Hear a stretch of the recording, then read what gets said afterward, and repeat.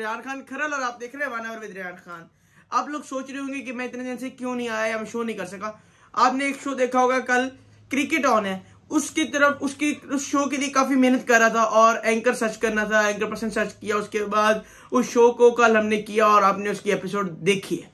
और यार बड़ी मेहनत कर रहे हैं, हमारे चैनल को काइंडली सब्सक्राइब करें ताकि आप लोगों तक हमारी हर नई एपिसोड पहुंच सके और आप देखें।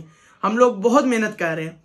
मैंने इतने दिन स्ट्रगल करके एक एंकर सर्च किया और एंकर सर्च करने के बाद उससे शो करवाया और आप लोगों को पसंद आया कि वो अल्लाह जाने, लेकिन हमने अपनी फुल परफॉर्मेंस दी है और पूरी अच्छी तरीके से परफॉर्म किया है। और नया एंकर है, उसने भी बहुत अच्छी तरीके से परफॉर्म किया है और वो यूट्यूबर है लड़का जिसने ये किया है, वो एक व्लॉगर है और उसके माशाल्लाह अच्छे खासे फॉलोअर्स हैं।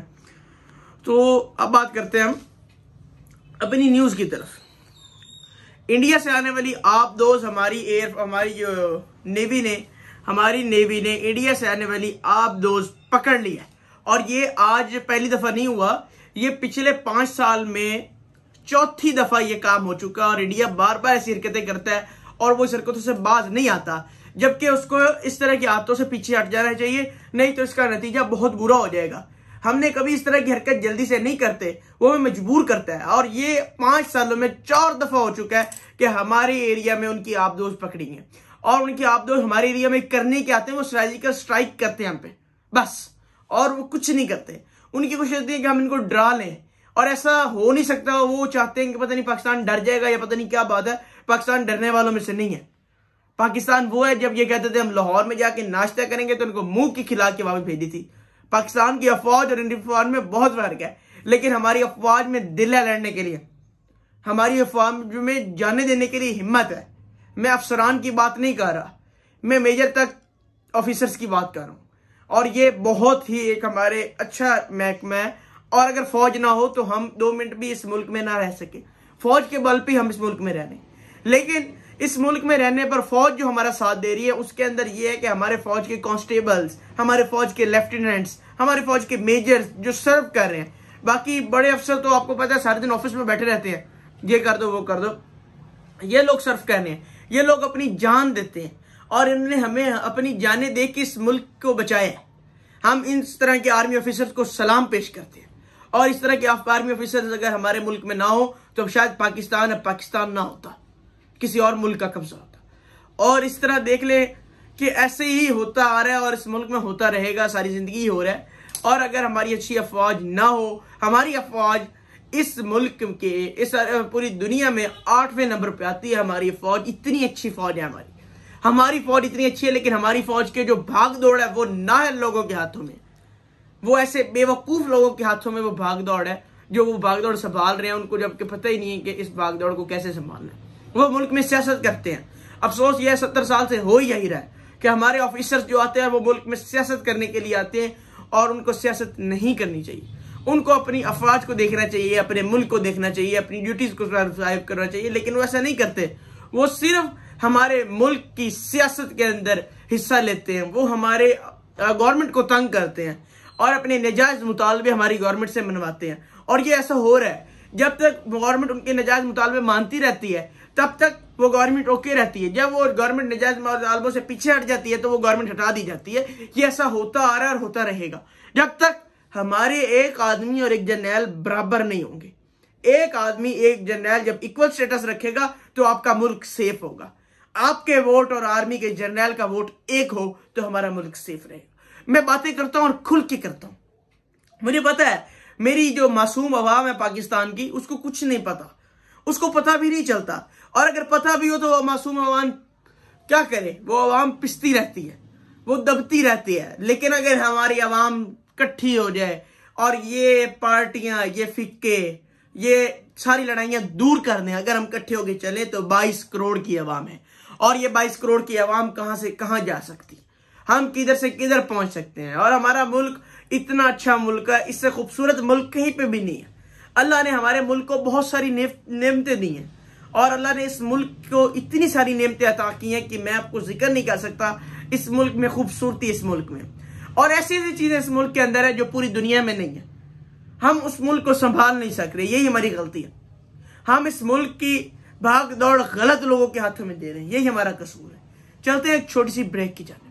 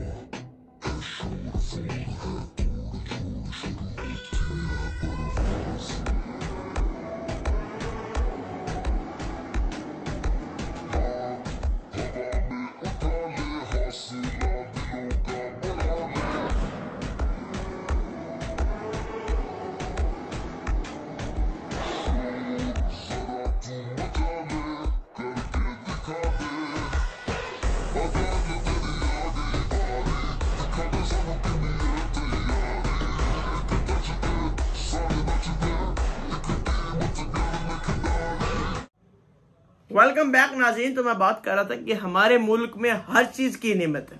अल्लाह ने इस मुल्क को ऐसी चीजें नेमतें अता की हैं जो किसी बड़े से बड़े मुल्क में नहीं है।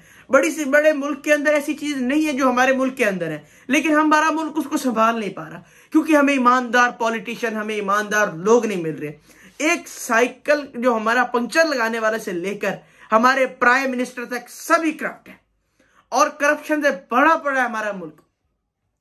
गरीब आदमी का जीना मुहाल है इस मुल्क के अंदर। और आप देखें कि आप किसी के पास चले जाए, पैसों के अलावा तो किसी ने यहाँ पे बात ही नहीं करनी। आपके पास पैसे हो, आप बड़े से बड़ा काम करवा सकते हैं। और मैं खुल के बातें करता हूँ, ये हमारे मुल्क की नेग्लिजेंसी है जो सामने आ रही है और ये आती रहेंगी। लेकिन अफसोस ये है कि जो करप्शन कर रहे हैं उनके पीछे भी तो बड़े बड़े हाथ हैं और वो करप्शन करते हैं और उनको पता है कि हमारी करप्शन पे कोई एक्शन नहीं होगा। अगर कोई अफसर आ भी जाए तो उस अफसर को सजा दी जाती है और एक छोटे से अफसर के कहने की खातिर एक बड़ा अफसर चेंज कर दिया जाता है। वैसे जो 89% लोग हमारे मुल्क में ईमानदार नहीं है और जो ईमानदार है उनको ईमानदारी से काम करने नहीं दिया जाता। इस मुल्क का क्या माहौल है और इस मुल्क का क्या होगा, ये तो चीज हमें समझ नहीं आ रही। चलते हैं एक छोटी सी ब्रेक की जानिब।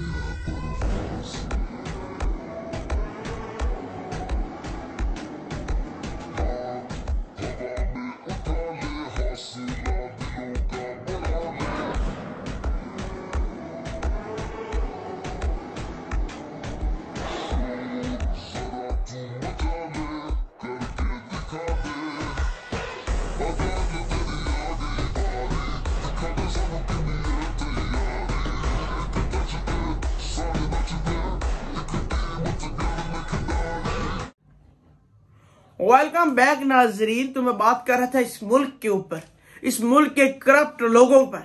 इस मुल्क के करप्ट लोगों पर आप बात नहीं कर सकते, आपको उसकी बहुत बुरी सजा मिल सकती है और बहुत बड़ी सजा ऐसी मिलेगी कि आप लोग सारी जिंदगी पछताएंगे कि ये हम क्या कर बैठे।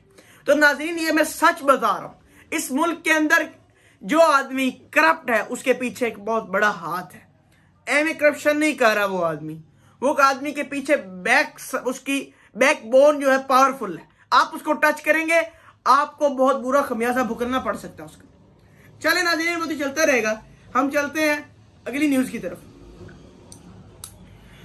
तो नाज़रीन, अदम एतमाद के लिए स्पीकर कौमी असम्बली को दरखास्त दे दी गई है। अपोजिशन ने स्पीकर कौमी असम्बली को दरखास्त भेज दी है, जहां पे अपोजिशन ने कहा है कि इस मुल्क की भागदौड़ इमरान खान से नहीं संभाली जा रही और नंबर गेम पूरी हो चुकी है, तो इसलिए हमें फिल फौर इजलास बुलाकर अदम एतमाद की कार्रवाई शुरू की जाए।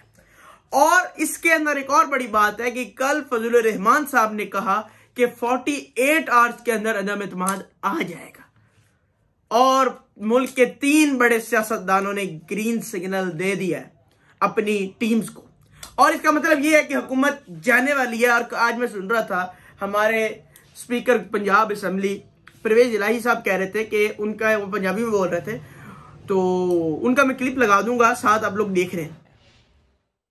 अभी अंदर हंडिया के अंदर सामान चला गया है, लेकिन जो पहला होता है ना पकाई का उबाला, हाँ, तो जब धुआं उठेगा ना, हाँ, एक उबाला आता है, उसके बाद जोहर साहब कुछ निकलना भी है अदम एतमाद में से कि नहीं निकलना?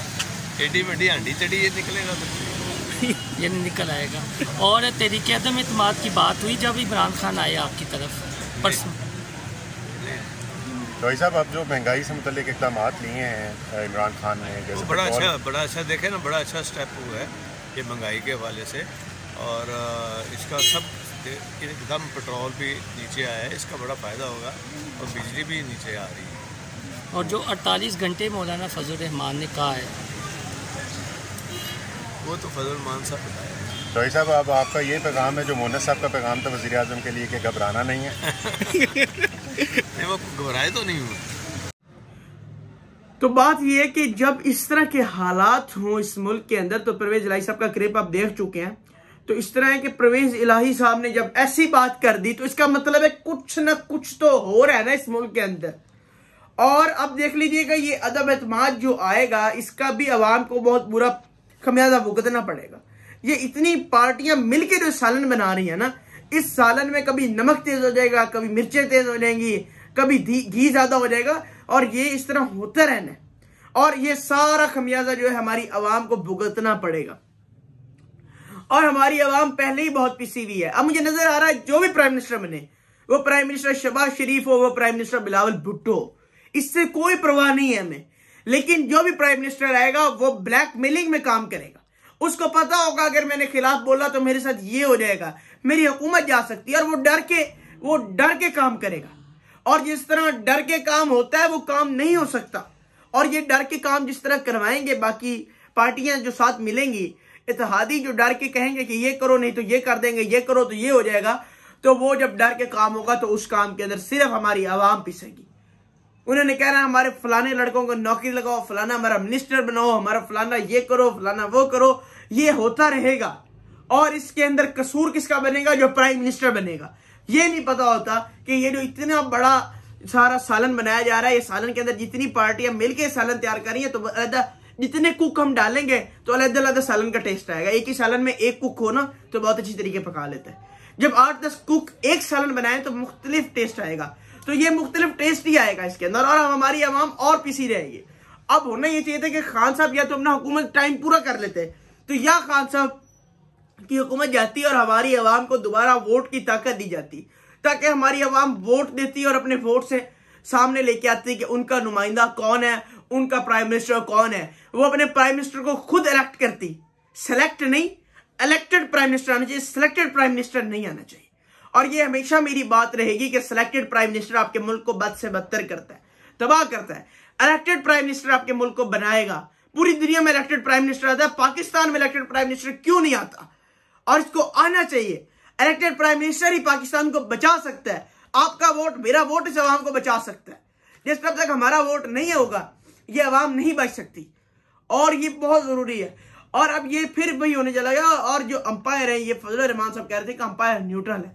आप लोग भी जानते हैं, मैं भी जानता हूं कि अंपायर किन को कहा जाता था। इमरान खान भी कहते थे कंटेनर पे चढ़ के अंपायर की उंगली उठेगी। अंपायर कौन है? अंपायर हम सब जानते हैं। अंपायर न्यूट्रल क्यों है? क्योंकि अंपायर को अब इस प्राइम मिनिस्टर की जरूरत नहीं है। वो ही जो उन्होंने करना था, उन्होंने अपना टाइम पीरियड पूरा कर लिया 3-4 साल का, और उसके बाद उन्होंने हुकूमत चेंज करनी है। मुहाल तो इस मुल्क का ये है कि इस मुल्क के अंदर कोई प्राइम मिनिस्टर अपने 5 साल पूरे कर ही नहीं सकता। ये कितना गलत है। जब तक एक प्राइम मिनिस्टर को पूरा टाइम ही नहीं दिया जाएगा तो उससे क्या पूछेंगे कि तूने क्या किया भाई? और वह पूछेंगे किस प्राइम मिनिस्टर से? जो हमारे वोट से आएगा। ये तो हमारे वोट से आते ही नहीं है, ये तो सब सिलेक्टेड है। इलेक्टेड तो कोई आए तो मजा आए ना, इलेक्टेड को आए। चलते हैं छोटी सी ब्रेक की जाने।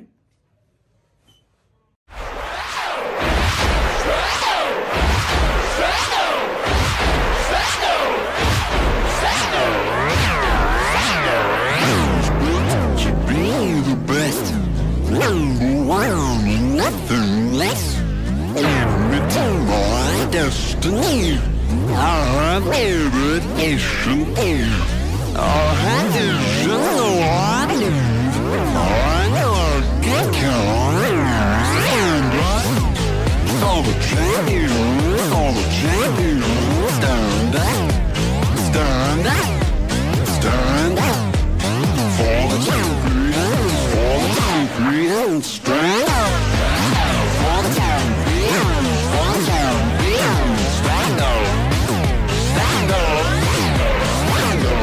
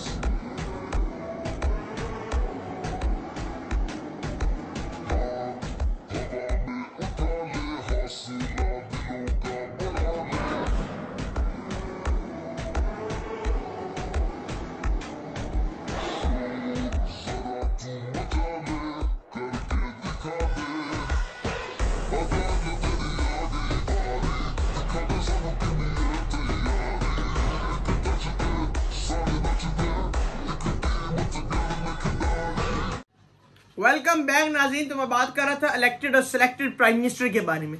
इलेक्टेड और सिलेक्टेड प्राइम मिनिस्टर आते रहने हैं, क्योंकि इलेक्टेड तो यहाँ पे आया ही नहीं, यहाँ पे सिलेक्टेड ही प्राइम मिनिस्टर आते हैं। जो सिलेक्ट होते हैं वो प्राइम मिनिस्टर बन जाता है, और ये ऐसा होता रहा है और होता रहेगा। चले खैर, ये तो हमारी आवाम का कसूर, हमारी आवाम का खुद है कि हम इन सबको ना बर्दाश्त करें ऐसे काम, तो हमारे साथ ऐसा ना हो। हम चुप करके बैठे रहते हैं, जो इलेक्टेड हो उसको भी हार, जो सिलेक्टेड हो उसको भी हार। ये हमारा असल में ये हार नहीं हम पहनाते, ये हमारे हारने का स्टाइल है, और हम हारते हैं। ठीक है, वो फिर हमारे पे आकर हुक्मरानी करता है और हमें सारी जिंदगी अपनी जूते के नोक पे रखता है, क्योंकि उसको पता है मुझे लाने वाले तो कोई और है, मुझे इनकी क्या प्रॉब्लम।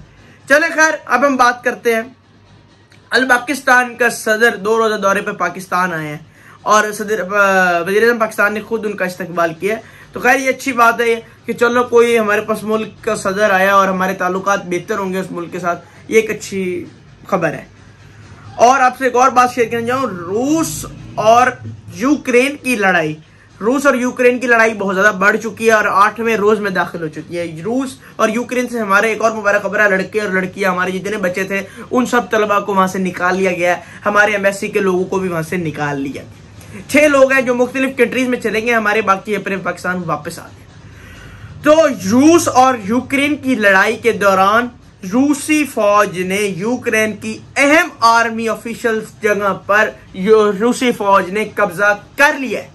और यह आपसे एक बड़ी जबरदस्त और बहुत बड़ी खबर शेयर करने जा रहा हूं कि यूक्रेन पर ऑलमोस्ट रूस का कब्जा होने वाला है, हो चुका है, और उनकी आर्मी के अहम पोस्ट पर कब्जा कर चुके हैं। तो इस तरह होता रहेगा, क्योंकि वो भी इस तरह के मुल्क थे। और यूक्रेन पता है क्या मुल्क था? यूक्रेन ने अपनी आवाम को बनाया है। ऐसे में जिस तरह उन्होंने अपनी आवाम को अच्छी तरीके तैयार किया, उन्होंने कहा जी हमें कुछ नहीं चाहिए, एटम बम नहीं चाहिए, कुछ चीज नहीं चाहिए, हमने सिर्फ अपनी आवाम को तैयार करना है। और उन्होंने अपनी आवाम को तैयार किया, अपनी आवाम को बेहतर किया, अमीर किया, लेकिन उन्होंने एटम बम नहीं बनाया और उनका खमियाजा उनको भुगतना पड़ रहा है। हम ये रोते हैं कि हम बहुत गरीब हैं, ये वो, लेकिन एक बात है, हमारे पास एटम बम है। जो बड़े बड़े मुल्कों के पास एटम बम नहीं है, जिन्होंने एटम बम बनाने पर नहीं सोचा, उन्होंने अपने अवाम के बारे में सोचा, लेकिन अब उनको पूरा खमियाजा भुगतना पड़ रहा है, और आपके सामने वो भुगत रहे हैं, और ये सामने आपके आ रहा है। हम लोग ये पीटते हैं, लेकिन ये अल्लाह का शुक्र है, अगर हम एटम बम हमारे पास ना होता, अगर एटम बम हमारे पास ना आता तो हम पता नहीं कहां होते।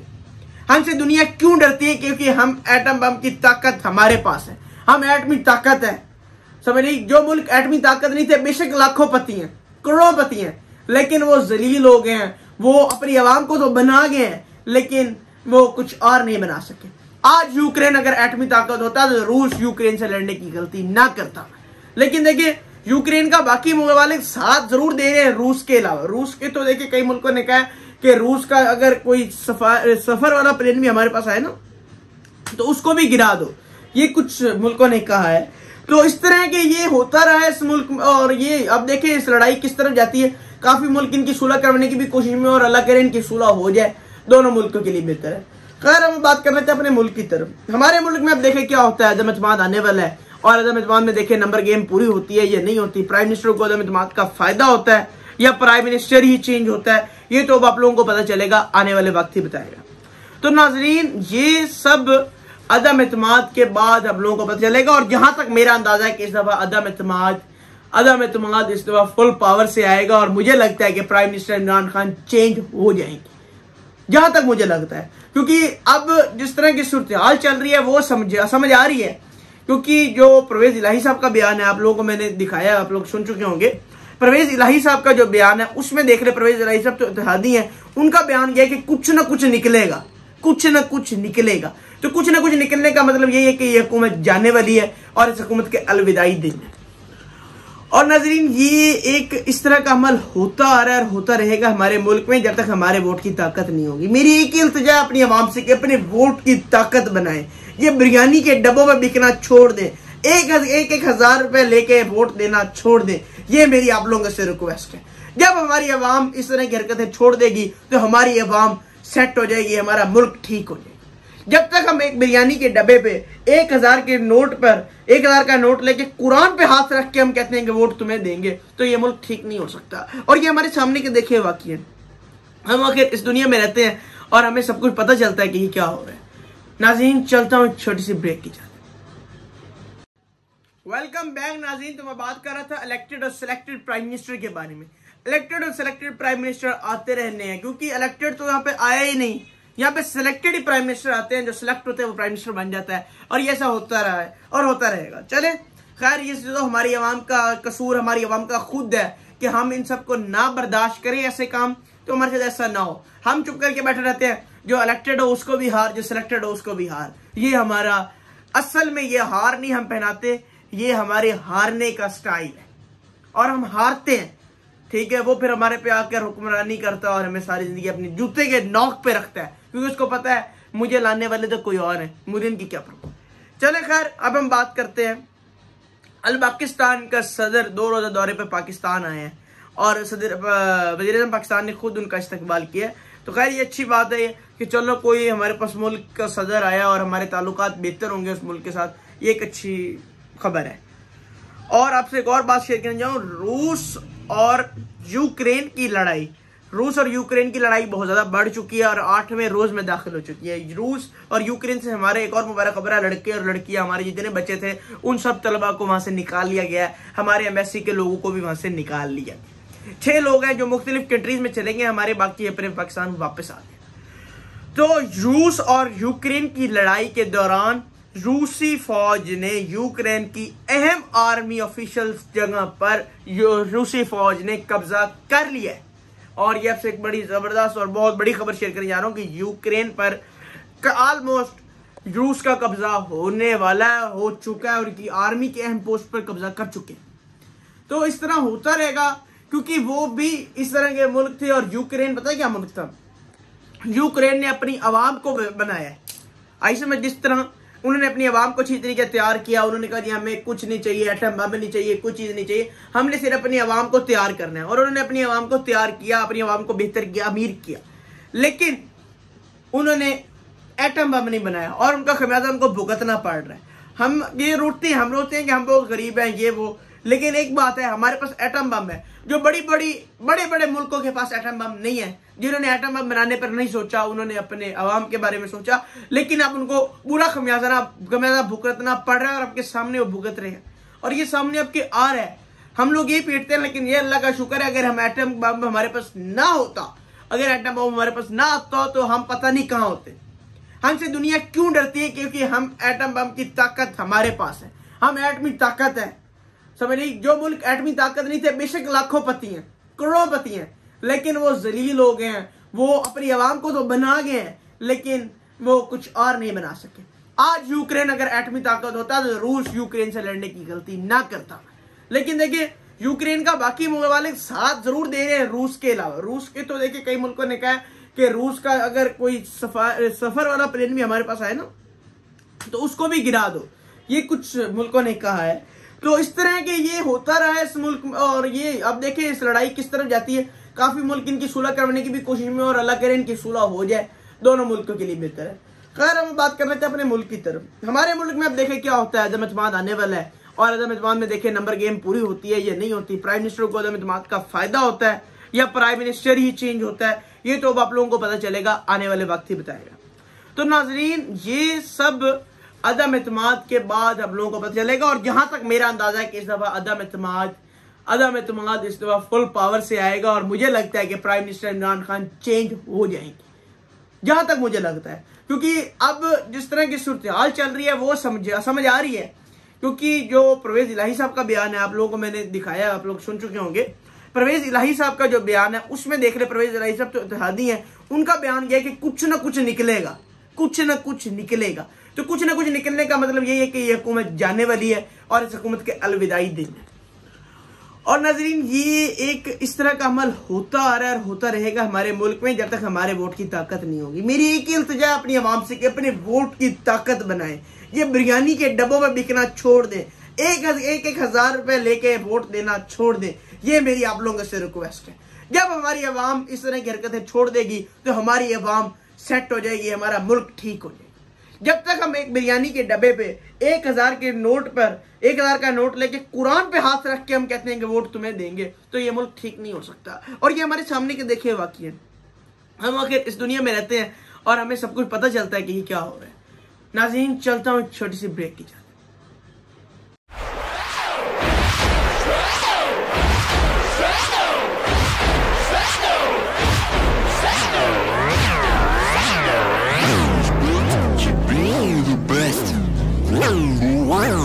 Nothing less.